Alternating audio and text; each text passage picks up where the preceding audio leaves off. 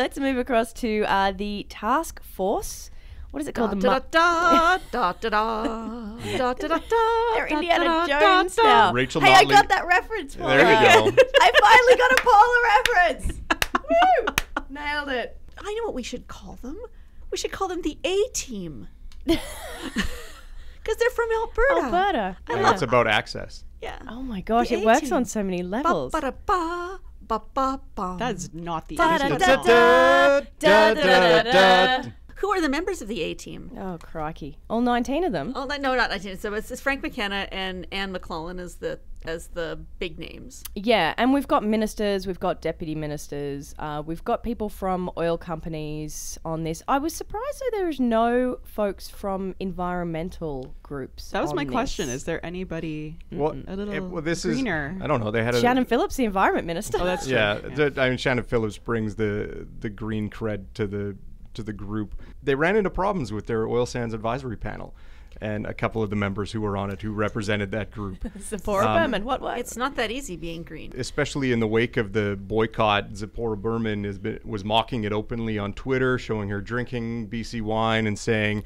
that the approval of the pipeline was just a politically expedient deal, not based on science or any consultations with anybody. That whole Zipporah Berman thing, they're going to wear that for a long time. Despite the reality of the NEB consultation, there was a deal worked out with the previous BC government for, I don't know, what was it, $1.5 billion for marine safety and $1 billion from Kinder Morgan over 20 years for the province. Mm-hmm. And there were consultations done, and there was a whole regulatory process they went through that led to the approval of the pipeline.